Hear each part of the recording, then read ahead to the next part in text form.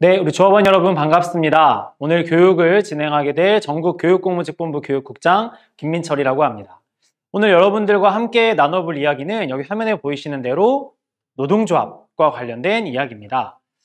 우리 모두 노동조합에 다 가입되어 있고 조합원인데 무슨 새삼스럽게 노동조합이냐 이렇게 생각하실 분들도 있을 것 같은데요. 오늘은 조금 더 깊게 노동조합에 대해서 생각해보는 시간을 가져보려고 합니다. 우리가 왜 물과 공기가 항상 있다 보니 뭔가 물과 공기에 대해서 그 중요성에 대해서 깊게 생각해 보지 못하는 경우가 많잖아요. 그래서 우리가 자연스러운 노동조합이지만 노동조합에서 다시 한번 생각해 보는 시간을 가져보려고 합니다. 교육 제목은 노동조합이냐 노동자협회냐 이런 제목입니다. 차이점을 생각해 보시면서 한번 진행해 보도록 하겠습니다. 자, 첫 번째 챕터는요. 기울어진 운동장이라는 제목입니다. 우리 교육청, 그 다음에 혹은 사용자, 우리 노동자의 관계가 과연 어떨까요? 대등한 관계일까요? 아니면 협력적 관계일까요? 네, 둘 다 아니라는 거는 우리 조합원분들 잘 아실 거라고 생각합니다. 학교에서 또 교육청에서 겪어보시면 결국 그렇지 않다라는 것을 잘 아실 수 있을 것 같은데 좀 더 자세하게 살펴보겠습니다. 자, 저울이 이렇게 있습니다. 여기에 노동자와 사용자를 만약에 똑같이 올려놓는다고 했을 때 과연 균형을 이룰 수 있을까요? 한번 보겠습니다. 영상까지 이어지니까 영상 한번 짧게 보겠습니다. 이거는 기울어진 운동장입니다. 네, 처음에 이제 저울이 이렇게 기울어지는 것, 그 다음에 팽수가 나오는 영상까지 이어서 노동자와 사용자가 대등하지 않고 기울어진 운동장이 있다는 것을 다들 아셨을 거라고 봅니다. 자, 노동자는 일자리가 없이는 생존할 수가 없기 때문에 정말 일자리가 필요해 하면서 일자리를 막 구하러 다니죠. 근데 반면에 사용자는 어떻습니까? 그렇죠. 여기 나온 대로 너 아니라도 돼. 기계나 혹은 다른 노동자로 얼마든지 대체가 가능하죠. 그래서 이제 거만한 태도, 고압적인 자세 이런 걸 취하게 되고 이런 뭐 개개인의 고압적이고 성격이 나쁘고 이런 문제를 떠나서 사용자가 우리 사회에서 노동자보다 높은 위치에 있을 수밖에 없는 사회적 관계, 사회적 위치가 있다라는 겁니다. 자, 그래서 노동자들은 일자리를 향한 경쟁에 나서게 됩니다. 이 산업혁명 시기의 그 사진인데요. 실업자는 일자리를 구하기 위해서 낮은 임금이라도 괜찮아. 취업자는 일자리를 지키기 위해서 조금 깎여도 괜찮아. 그래서 저임금과 열악한 노동 조건을 감수하는 등 그야말로 바닥을 향한 경쟁이 시작됩니다. 그 결과 전체 노동자의 임금과 노동 조건이 저하되는 그런 일들이 발생하게 되는데요. 그 경쟁의 결과 어떻게 되느냐? 산업혁명 시기에 10살 미만 아동조차 12시간 노동을 하게 되고 공장지대 노동자의 평균 수명이 20살이 채 안 된다는 보고가 있을 정도로 매우 열악한 노동 조건이 형성되게 됩니다. 아이러니하게 먹고 살기 위해 목숨을 걸어야 되는 그런 상황이 벌어지게 된 것이죠. 이런 경쟁의 결과는 노동자들 사이의 경쟁은 비단이 산업혁명 시기뿐만 아니라 가슴 아픈 역사지만 우리 한국에도 있습니다. 1998년 현대차 노동조합. 현대차 노동조합 하면 정말 세고 힘있기로 유명한 노동조합이죠. 그런데 이 노동자들이 1998년 IMF 시기에 사측이 차 만드는 이 남성 노동자들을 중심으로 해서 구조조정, 정리해고를 하려고 하니 우린 손대지 마라. 식당 여성 노동자들 비정규직 대신 해주는 거는 동의해주겠다. 이렇게 합의를 하고 맙니다. 이때 당시엔 IMF 전이었기 때문에 식당에 일하는 여성 노동자들, 요즘 같은 경우는 다 외주화 비정규직이지만 이때는 다 정규직이었어요. 그런데 이 사람들을 외주화하고 비정규직화하는 데 동의해주게 됩니다. 이때는 이 일자리를 지키기 위한 뭐 어쩔 수 없는 선택이었을지 모르나 요즘을 한번 현대차 공장을 떠올려 보세요. 어떻게 됐습니까? 그렇죠. 이 차를 만드는 공장 노동자들 역시 비정규직화를 피하지 못했습니다. 앞문을 만드는 노동자가 정규직이라면 뒷문을 만드는 노동자는 비정규직이 되는 이런 슬픈 현실에 맞닥뜨리게 된 것이죠. 그래서 노동자들은 이제 이런 현실들을 극복하기 위해서 뭉칩니다. 어디로 뭉치나요? 그렇죠. 처음에는 뭉치기 전에 어떤 선택을 했느냐? 개인적으로 도망가기 시작했어요. 산업혁명 시기에는. 너무 힘들어요, 이 공장. 근데 어떻게 됩니까? 도망가면? 뭐 잡아오기도 하고 끌려오기도 하지만 문제는 일자리를 잃으면 월급을 못 받고 월급을 못 받으면 굶어 죽게 된다는 거죠, 노동자들은. 이런 문제에 시달리게 됐습니다.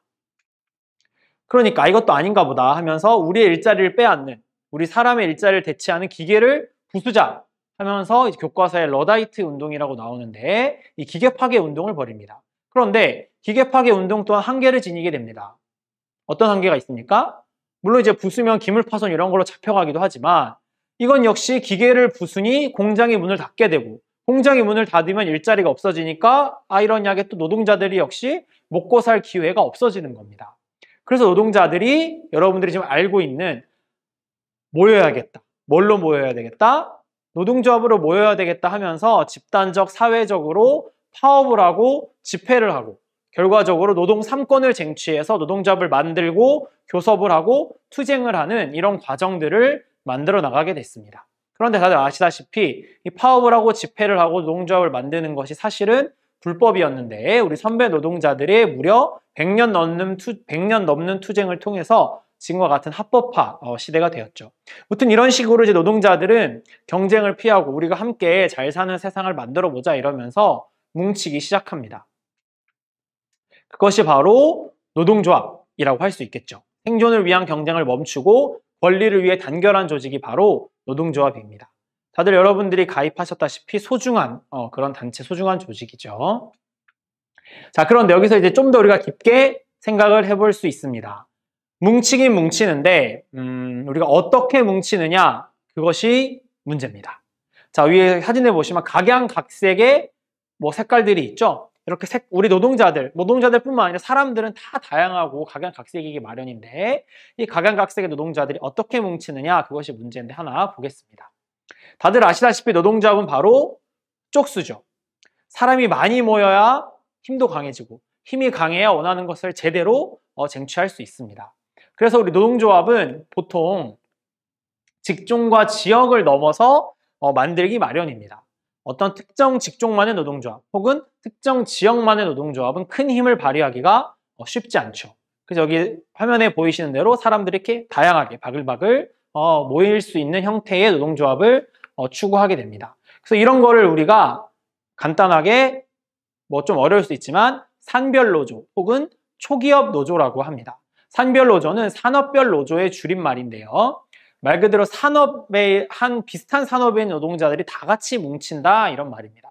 대한민국의 대표적인 산별노조가 바로 우리 공공운수노조죠. 공공성을 가지고 있는 노동자들이 함께 뭉치는 겁니다. 그리고 금속노조. 이제 말은 금속이라 좀 안 와닿지만 금속 말 그대로 공장에서 뭘 만드는 그런 산업에 있는 노동자들이 함께 뭉치는 또 우리 가까이 있는 전교조, 교사라는 교육노동자라는 이제 그런 산업에 있는 그런 정체성을 가진 사람들이 함께 모이는 노조 이런 것들이 다 산별 노조입니다. 그 다음에 초기업 노조는 기업의 범위를 뛰어넘는다라는 겁니다. 금속노조 쉽게 예를 들면 현대차의 울타리를 뛰어넘어서 현대차뿐만 아니라 대우차 아니면 또 다른 회사들 같은 금속이라는 일을 하게 되면 그런 것들을 넘어서 하나의 울타리의 노동조합으로 뭉친다는 겁니다. 그리고 우리 교육공무직본부를 예로 들면 경북교육청, 그다음에 충북교육청, 부산교육청 하나의 어쨌든 울타리로서 하나의 기업이라고 할 수 있는데 그것으로만 머무르지 않고 함께 쭉 모아서 17개 시도 기업, 시도 교육청들이 모여서 하나의 노동조합을 이루고 있죠. 이런 것들 기업을 뛰어넘는다 해서 초기업 노조라고 합니다. 이런 노동조합을 쪽수가 중요하기 때문에 자연스럽게 추구하게 되고 이런 형태로 발전할 수밖에 없게 되는 것이죠. 그럼 간단하게 살펴보겠습니다. 우리가 지금 추구하고 있는 초기업 노조, 근데 아직도 대한민국에는 초기업 노조가 아니라 기업별 노조로 활동하는 노조들이 많이 있습니다. 이게 어떤 차이가 있느냐? 첫 번째, 조직화에서 차이가 있습니다. 기업별 노조는 비정규직 조직화가 곤란합니다. 왜 그러느냐? 그 기업에만 갇혀 있으니까 우리 기업의 이익만을 생각하는 거죠. 그럼 여기에 비정규직을 조직하게 되면 괜히 골치 아파지고 그 다음에 거기도 생각해야 되니까 왠지 우리 파이가 뺏기는 것 같고 이런 이제 딜레마에 갇히면서 사실은 기업별 노조는 비정규직 조직을 잘 하지 못하고 하지 않습니다. 우리가 이제 공공운수 노조로 오면서 전국교육공무직본부가 10년 전에 노동조합이 생길 수 있었던 것도 공공운수 노동조합이라는 산별 기업 초기업 노조에서 우리 공공부문에 이런 학교 비정규직 노동자들도 있구나. 이 사람들을 같이 해야 되겠다. 이런 여러 가지 씨앗들이 모이면서 우리 본부가 탄생하게 된 배경이 있죠. 그래서 이 초기업 노조는 우리와 같은 비정규직 조직과의 용이한 형태라고 볼 수 있겠습니다. 그 다음 투쟁력입니다. 당연히 개별 노조 힘만으로는 투쟁이 어렵죠. 당장 내일이 아니더라도 우리 같은 노조에 있는 다른 조합원들, 다른 식구들의 문제가 발생했을 때 같이 와서 싸워주고 네 문제가 내 문제고 내 문제가 네 문제고 이런 의식을 공유하면서 함께 싸울 수 있기 때문에 기업별 노조보다는 초기업 노조가 투쟁하는 데 훨씬 더 유리합니다. 그 다음에 기능면을 보시면 기업별 노조는 당연히 자신들 그 개별 노조 조합원들만의 임금 인상을 추구합니다. 하지만 초기업 노조는 모든 노동자들을 생각하기 때문에 전체 노동자의 격차와 차별을 극복하는 기능 역할을 하게 되는 것입니다. 당연히 자본, 욕심 많은 자본은 이렇게 뿔뿔이 흩어져 있는 기업별 노조의 형태를 훨씬 더 좋아하겠죠. 자, 그래서 우리는 이렇게 조그만 차이임에도 불구하고 다 같이 뭉치고 함께 공유하는 것들을 생각하면서 초기업 노조, 산업별 노조로 뭉치려고 하는데요. 그래서 우리가 차이가 있지만 이런 차이를 뛰어넘어 어떻게 공통점을 찾아가느냐, 우리가 공유하는 모든 것이라는 영상을 하나 보도록 하겠습니다. It's easy to put people in boxes. There's us, and there's them. The high earners, and those just getting by. Those we trust, and those we try to avoid. There's the new Danes, and those who've always been here. The people from the countryside, and those who've never seen a cow. The religious, and the self-confident. There are those we share something with, and those we don't share anything with. Velkommen. Jeg kommer til at stille jer nogle spørgsmål i dag. Nogle af dem kan godt være lidt personlige, men jeg håber, I vil svare ærligt på dem. Hvem herinde i rummet var klassens klovn? 기분다 잘하니 너 이렇게.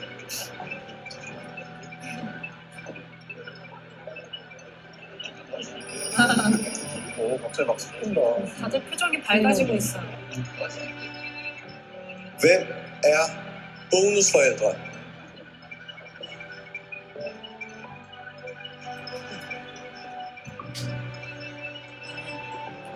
And then suddenly, there's us. We who believe in life after death. We who've seen UFOs. And all of us who love to dance. 삼바의 시작이에요. We who've been bullied.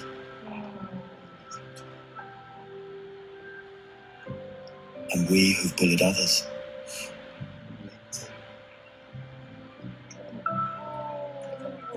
And then there's us, the lucky ones who've had sex this past week.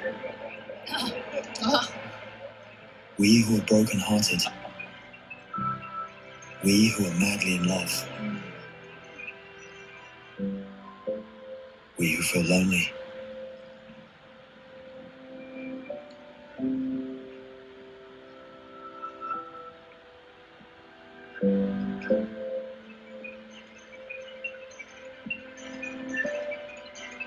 We who are bisexual. And we who acknowledge the courage of others. We who have found the meaning of life. And we who have saved lives. And then there's all of us who just love Denmark. So maybe there's more that brings us together than we think. TV2. 네, 영상 잘 보셨나요? 영상 보시고 어떤 거를 느끼셨나요? 화면에 영상에 나왔다시피 우리가 다 다른 점은 있지만 우리가 함께 공유하는 것이 있다라는 겁니다. 영상에서는 우리가 모두 캐나다를 사랑하는 사람이라는 것, 우리가 모두 그냥 사람이라는 것, 이런 것들이 나왔지만 이걸 이제 우리 노동자의 입장에 조금 대입시켜 보면 다 다르고 직종도 다르고 하는 일도 다르고 성별도 다르고 이해관계가 조금씩은 다르지만 우리는 노동자라는, 그리고 직접적으로는 교육청에 고용된 교육공무직 노동자라는 그런 공통점이 있을 것 같습니다. 그래서 이런 것들을 바탕으로 해서 계속해서 노동조합에 대해 한번 생각을 해보려고 하는데요. 자, 제목이 좀 도발적입니다.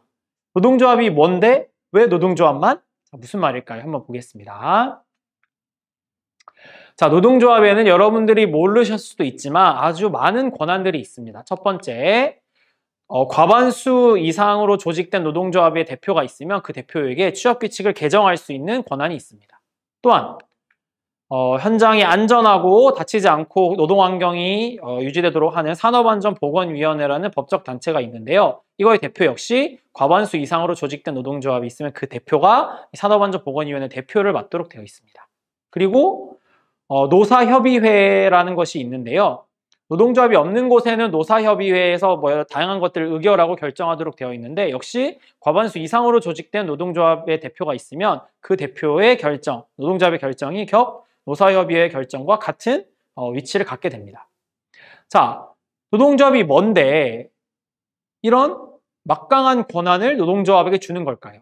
노동조합 이외에도 노동자들이 뭉치는 단체는 많이 있습니다. 대표적으로 사회적으로 보면 각종 노동자 협회들이 있죠. 오늘 강의 제목에 있는 것처럼 캐디협회라던가 간호사협회라던가 또 우리 교육공무직 내에도 사서협회라던가 이런 영양사협회라던가 등등 몇 가지 협회들을 또 활동하시는 분들이 있는데 이렇게 협회가 있는 반면에 또 노동조합이 있고 그럼 협회도 똑같이 노동자들이 뭉치는 조직인데 왜 노동조합에게만 이런 막강한 권한을 줄까? 한번 보겠습니다.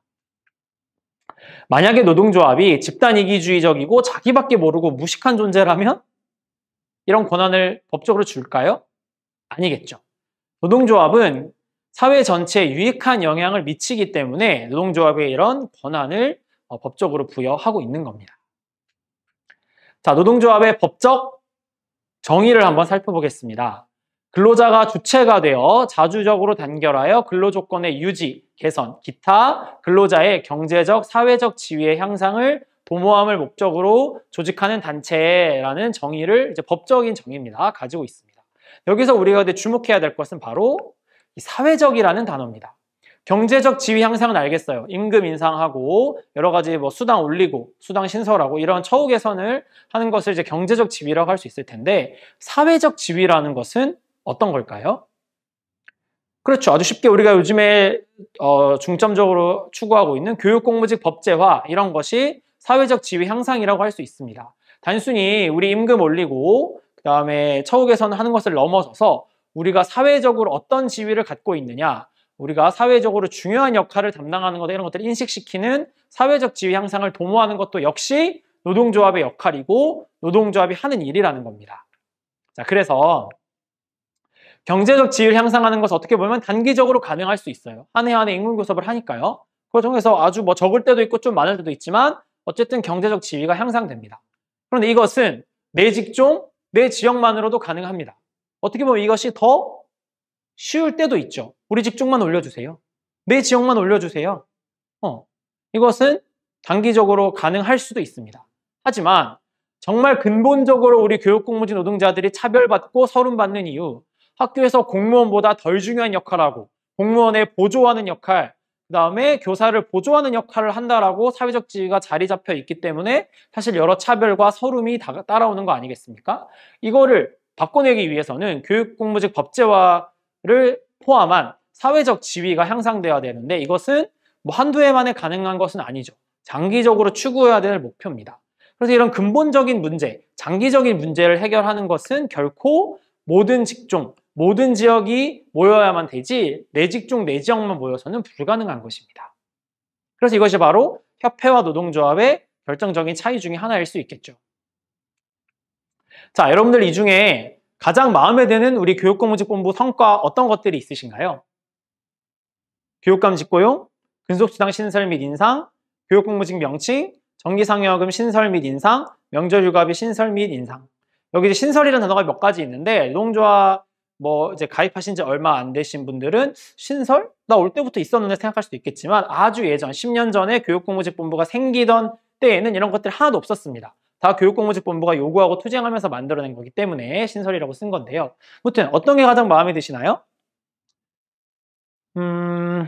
다 아마 마음에 드실 것 같은데 이게 5가지를 제가 뽑은 거는 우리 교육공무직본부 역사상 수많은 성과가 있었지만 그 중에 가장 대표적으로 큰 성과, 그리고 모든 직종과 모든 지역에 적용되는 성과만 뽑은 것입니다. 아마 우리 조합원들에게 설문조사를 해보면 이 5가지 중에 하나가 제1의 성과로 저는 뽑힐 거라고 생각하는데, 그 이유는 그렇죠. 모든 직종과 모든 지역에 적용되는 그런 성과이기 때문에 아마 그렇게 뽑으셨을 거라고 생각을 합니다. 자, 이것은 왜 이렇게 큰 성과를 우리가 달성할 수 있었을까요? 그렇죠. 어떤 특정 지역, 특정 직종만의 싸움이 아니라 모든 직종, 모든 지역이 함께 요구하고 함께 단결해서 했기 때문에 가능한 성과였습니다. 자, 그래서 역시 아까 자본과 마찬가지로 교육청들도 이렇게 뿔뿔이 흩어져 있는 그런 것보다는 단결한 우리 노동자들, 단결한 교육공무직 노동자들을 무서워하고 두려워하게 되겠죠. 자, 요 사진, 달리 가는 사진인데요. 우리 교육공무직 조합원분들 만나다 보면 가끔 그런 분들이 계십니다. 내 지역이 아니라 타 지역, 혹은 내 직종이 아니라 타 직종이 뭔가 좀 높은 처우 개선을 이뤄내고 좋은 성과를 내면 약간 질투나기도 하고 시샘나기도 하고 이런 분들이 간혹 계신 것 같습니다. 물론 우리 모두 인간인지라 저를 포함해서 그럴 수 있습니다. 또 한국의 전통적인 정서 아니겠습니까? 사촌이 땅을 사면 배가 아프다. 그런데 제가 달리기 이제 그림을 통해서 얘기하고자 하려 하는 거는, 물론 나보다 앞서가는 사람이 조금은 시샘날 수도 있고 좀 불만스러울 수도 있지만, 이렇게 앞에 있는 사람들을 따라감으로써 이제 뒤에 있는 사람들도 처우 개선과 임금 인상이라거나 여러 가지 불합리한 문제를 바꿔낼 수 있는 근거가 된다는 겁니다. 교육청이 이렇게 요구할 수 있는 거죠. 저 직종 됐는데 왜 우리 안 되냐? 저 지역 됐는데 왜 우리 지역 안 되냐? 이렇게 요구할 수 있는 근거가 되기 때문에 타 직종과 타 지역의 투쟁을 뭔가 불만 혹은 시샘 눈치보다 그런 식으로 보기보다는 함께 응원하고 지지하고 연대하고 적극적으로 함께 할 수 있는 그런 문화가 우리 교육공직본부 내부에 정착됐으면 좋겠습니다. 그래서 다른 지역이 되면 박수 쳐주고 그걸 근거로 또 우리 지역 요구하고 이런 식으로 함께 투쟁하고 성장해 나가는 교육공무직본부가 됐으면 좋겠습니다. 이것이 또 우리가 직종별로 지역별로 단결해야 하는 중요한 이유 중에 하나이기도 합니다. 자, 그 다음 조금 어려운 얘기일 수 있는데요. 한번 보겠습니다. 노동조합 하면 보통 시장의 질서를 비판하는 단체로 많이들 여겨지죠. 시장에서 요구하는 대로 임금 무조건 낮은 사람, 해고 쉽게 하는 거 안 된다. 그 다음에 돈을 적게 써야 되니까 인력 적게 하는 거 안 된다. 많이 뽑아라. 이런 요구를 항상 하죠. 노동조합은 그래서 시장의 비판자라는 인식이 많습니다. 자, 그런데 이렇게 시장을 비판하고 그 다음에 또 그 권력, 그 다음에 뭐 국회, 정부를 비판하는 우리 노동조합을 여기 국회, 정부, 청와대가 왜 합법화하고 있는 걸까요? 궁금하지 않으신가요? 자, 이렇게 노동조합을 합법화하는 이유는 노동조합이 물론 시장의 비판자이기도 하지만 시장의 조력자이기도 하기 때문입니다. 자, 무슨 말이냐? 만약에 노동조합이 없으면 기업들이 어떻게 할까요? 그렇죠. 기업들은 정말 해고하고 싶을 때 마음대로 해고하고 월급 깎을 수 있을 정도로 뭐 아예 막 영원에 수렴할 정도로 깎고 뭐 노동 시간도 늘리고 싶을 정도로 하루에 막 10시간 뭐 15시간 이렇게 늘릴 거라는 겁니다. 근데 그렇게 되면 어떻게 되나요? 노동자는 기계가 아니죠. 사람이기 때문에 그걸 견뎌낼 수 없게 됩니다. 그럼 노동자들이 하나 둘 뭐 그만두거나 아니 뭐 안타깝지만 죽어나가거나 다치거나 이런 일들이 정말 비일비재하게 일어나게 되겠죠. 그럼 어떻게 됩니까? 공장이 돌아가지 못하죠. 회사가 운영되지 못하죠. 그러면 생산하지 못하고 자본주의가 제대로 질서에 맞춰 굴러갈 수 없게 됩니다.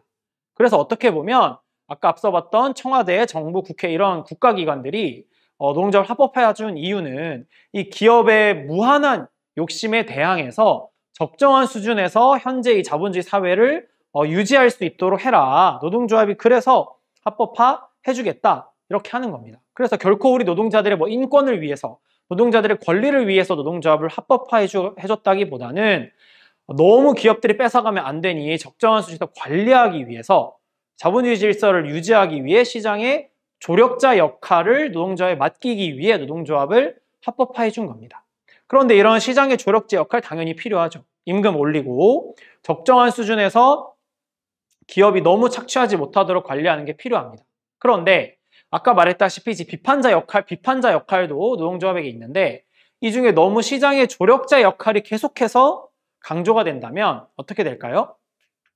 자, 이 밑에 사진은 헬조선을 검색하면 나오는 사진이더라고요. 헬조선을 더 심화하게 되는 결과가 나타나겠죠. 지금 민주노총 조합원이 아닌 사람이 대한민국의 90% 정도 되는데 그 10%의 조합원들만의 이익을 배타적으로 주장하게 되면 사회 전체 불평등 양극화가 심해지면서 이렇게 헬조선이 더 심화되는 것이죠. 그래서 우리 노동조합은 시장의 조력자 역할뿐만 아니라 시장의 비판자 역할도 해야 되는데 그렇지 못하면 흔히 언론에서 욕하는 귀족노조라는 아마 욕을 피하기 어려울 겁니다. 그래서 시장의 비판자 역할을 하는 노동조합은 노동자 전체의 단결과 윤리, 이 노동자라 하면 우리 조합원 내부의 노동자들 뿐만 아니라 전체 한국사회 노동자를 말하는 겁니다. 그래서 노동자들이 단결하고 함께 누릴 수 있는 윤리를 구축해 나가면서 가장 대표적으로는 임금 격차 축소 이런 역할을 해 나가야 하는 것입니다.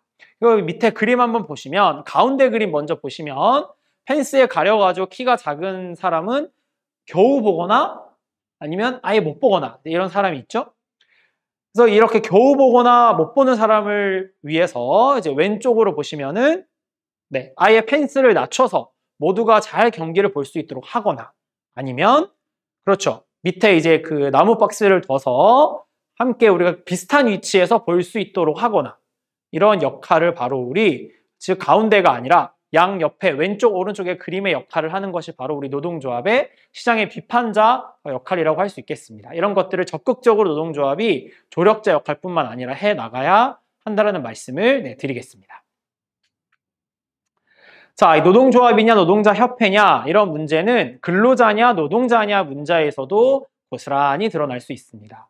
자, 근로자는 말 그 단어 뜻대로 국가나 회사를 위해 부지런할 근면 성실하게 주면 주는 대로 시키면 시키는 대로 순종해 일하는 사람이라는 뜻을 가지고 있죠. 반면에 노동자는 스스로 힘써서 주체적으로 일하면서 자신의 일에 대한 주관과 자부심을 갖는 사람이라는 뜻을 가지고 있습니다. 자, 그런데 근로자는 그래서 이제 국가나 회사를 위해 근면 성실하게 일을 하기 때문에 그렇죠. 나만 생각하죠.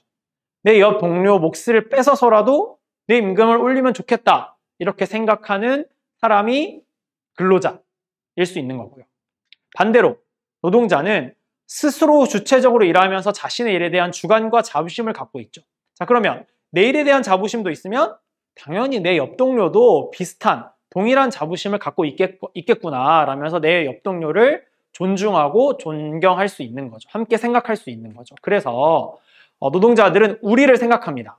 그렇기 때문에 옆 동료 임금이 저하되는 것, 다른 동네의 노동자 해고를 묵과할 수 없는 그런 사람들이 되는 거죠. 그런 조직이 되는 겁니다. 자, 그래서 이제 마무리 좀 해보려고 하는데요. 우리가 노동조합이라고 하는 것은 협회처럼 모든 협회가 물론 뭐 다 나쁘고 그렇다는 것은 아닙니다만 노동조합이라는 것은 협회라는 단체에 비해서 태생적으로 나뿐만 아니라 내 직종뿐만 아니라 혹은 내 지역뿐만 아니라 전체 노동자를 생각하는 조직이고 그렇게 출발했고 그렇게 성장해왔고 또 그럴 수밖에 없다라는 말씀을 드리고 싶은 겁니다. 그래서 나보다는 내 직종을 생각하는 게 좀 더 넓고 내 직종보다는 내 지역을 생각하는 게 좀 더 넓은 범위지만 이 넓은 범위를 더 뛰어넘어서 그렇죠. 우리 한국 사회 전체 노동자들의 삶을 고민한다는 그런 책임감 그리고 자부심을 가지고 우리 민주노총 그리고 전국교육공무직본부가 이런 역할들을 함께 해나갔으면 좋겠습니다. 그래서 몇 해 전에 땡땡마트에서 통큰 치킨이라는 치킨이 유행했었죠. 우리 통큰 단결을 통해서 더 많은 변화, 더 많은 성과 우리 교육공무직 노동자가 정말 제대로 된 사회적 지위를 찾아내는, 쟁취하는 그런 날을 만들어 봤으면 좋겠습니다. 우리 이 영상을 보시는 조합원분들은 내 직종, 내 지역뿐만 아니라 전체 우리 노동자들 생각하는 정말 그런 훌륭한 통큰 우리 조합원들이 되시기를 기원하면서 오늘 교육 이렇게 마치도록 하겠습니다. 감사합니다.